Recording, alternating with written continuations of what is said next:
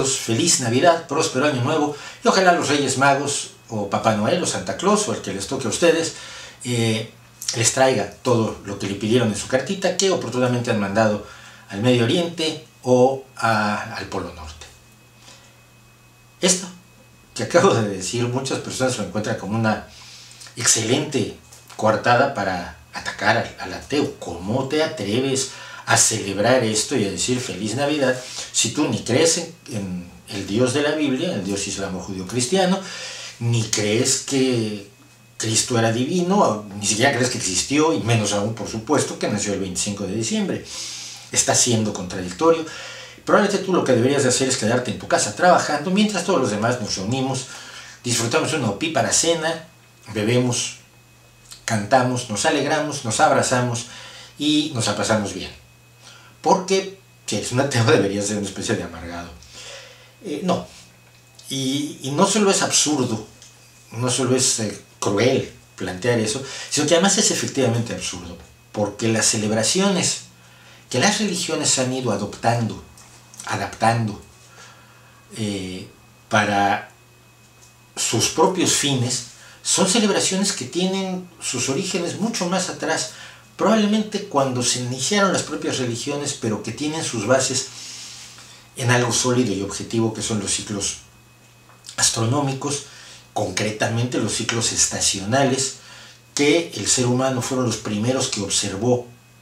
para poderse empezar a organizar en cosas como cuándo se casa, dónde se casa, cuándo pasa la inmigración de los ñúes o de los búfalos de agua,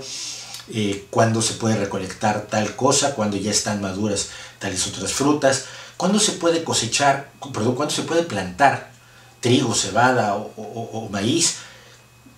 cuándo vienen las lluvias para que esa siembra florezca y cuándo se debe cosechar. Cómo vamos a contar los días y a estar atentos a nuestro calendario para garantizar la supervivencia. Ojo, siempre que hablamos de los ciclos astronómicos, parece que solo nos interesa lo que los astrólogos hacían con ellos o que fueran la base para hacer cálculos matemáticos impresionantes como los de los antiguos mayas, que efectivamente para explicarse y para ordenar sus observaciones astronómicas desarrollaron matemáticas extremadamente complejas y admirables sin duda alguna. Pero el asunto no era adorar a los dioses principalmente, eso era la segunda parte. La primera es que de esto dependía la supervivencia. Nosotros, gracias a la ciencia y la tecnología, no gracias a la religión, no tenemos ningún miedo de que al llegar enero vamos a llegar al supermercado o a la tienda y vamos a encontrar que no hay pan. La cosecha de trigo fue insuficiente, luego, bueno, en el silo donde guardábamos el trigo de la comunidad hubo una plaga de hongos, entraron los ratones, los gatos, no había suficientes gatos para acabar con los ratones, y bueno, que se acabó el trigo y que de aquí a abril no hay pan, para ti y para tus hijos.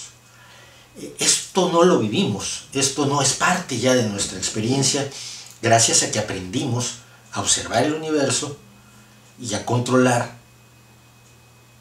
y desarrollar las propias semillas, las propias plantas que nos alimentan, desde pastos absurdos con minúsculas semillas como fue el trigo o el maíz, hasta convertirlos en esos campos de espigas que nos gusta mucho ver y que creemos, mira, eso es la naturaleza. No, pero eso es producto del conocimiento humano y de la experiencia humana, de la hibridización y del cambio, del favorecimiento de ciertas características genéticas de unas y otras especies para poderlas convertir en un alimento que, además, desarrollado tecnológicamente, cultivado con pesticidas, con buenos fertilizantes, con conocimiento de la genética del desarrollo embrionario de las plantas, etc., podemos garantizar que para una parte de la humanidad al menos, en invierno no va a pasar eso. Otra cosa es que tengamos la obligación de que para el resto de la humanidad eso fuera verdad lo más pronto posible, y tampoco lo va a hacer la religión, no lo van a hacer los misioneros, lo va a hacer el conocimiento que tenemos de la tecnología, de la agricultura y de la ciencia. Nosotros no tenemos ese problema, no padecemos escasez, pero imaginémonos que estamos en una tribu más o menos grande que ha cosechado su trigo que ha reunido, recolectado los frutos que se pueden mantener durante el invierno, que ha estado atenta para cazar lo que se puede cazar durante el invierno y que llega al solsticio de invierno y se da cuenta de que va a sobrevivir, de que lo que hay en los graneros, de que lo que hay almacenado, de que lo que hay a disposición de la tribu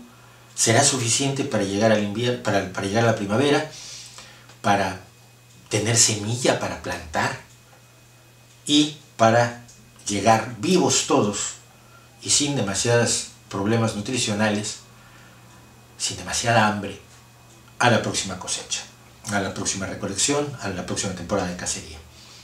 Esto era vital, esto no era una pose, esto no era guay, era realmente la supervivencia de nosotros y de nuestros hijos. Así es como el ser humano desarrolló las festividades que le dicen hemos cosechado. El equinoccio de otoño es el hemos cosechado. ¿Tenemos los graneros llenos o los tenemos vacíos? La celebración del verano, la celebración de la primavera, son todos los momentos de los solsticios y los equinoccios. Y siempre están cerca de allí todas las festividades religiosas que ustedes quieran y gusten. Y a esas celebraciones profundamente humanas, de las que dependía la supervivencia del grupo, las convertimos en las festividades religiosas. Y les dimos una gran carga social, porque son fundamentalmente de carácter social. Les dimos la característica de la alegría, de la esperanza, de la satisfacción, de la diversión, del miedo. No olvidemos que el equinoccio de otoño es el momento en que las fuerzas del mal se pueden confabular en contra de nuestra tribu, y es la noche de Walpurgis, la noche del Día de Muertos, la noche de Todos los Santos. Jugamos a que nos divierten los muertos, a que celebramos los muertos, a que nos disfrazamos de brujas, a que vienen las cosas malévolas que asociamos con la oscuridad por nuestros miedos atávicos a la oscuridad como especie animal. El ateo celebra y participa de esas alegrías, de esos miedos, de esos gustos, de esos momentos de cohesión social que son fundamentales para cualquier grupo humano, entendiendo que nuestro grupo humano ya no es el clan o la tribu,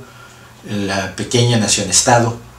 nuestra región, nuestra comunidad, provincia, estado, nuestro país, sino que es y debe ser la humanidad entera. Esa es nuestra gran tribu de 7.000 millones de seres humanos, y la celebramos, y tenemos todo el derecho del mundo de celebrarla, diciendo Feliz Navidad, porque suena un poco pedante decir Feliz Día del Sol Victorioso, porque para los romanos, como el sol había luchado contra la noche y ahora los días empezaban a ser más largos, era el 25 de diciembre, era la fiesta del Sol Victorioso. Póngale usted el nombre que quiera, en la cultura en la que se haya usted desarrollado, y que sin duda tendrá alguna relación con la religión, porque todas las religiones tienen presencia en las sociedades humanas todavía, porque el conocimiento científico, el pensamiento racional son todavía jóvenes en nuestras sociedades. Pero lo que celebramos no es precisamente eso. Así que deje usted a su amigo ateo, al ateo de junto, o al sobrino extraño ese que sabe biología y habla de la evolución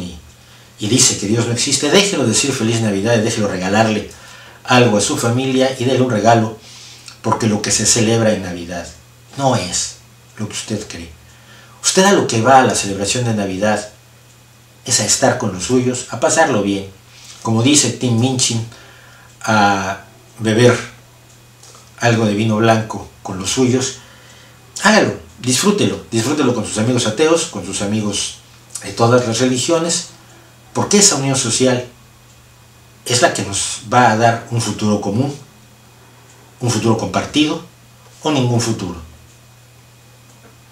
¿Quedamos? Feliz Navidad.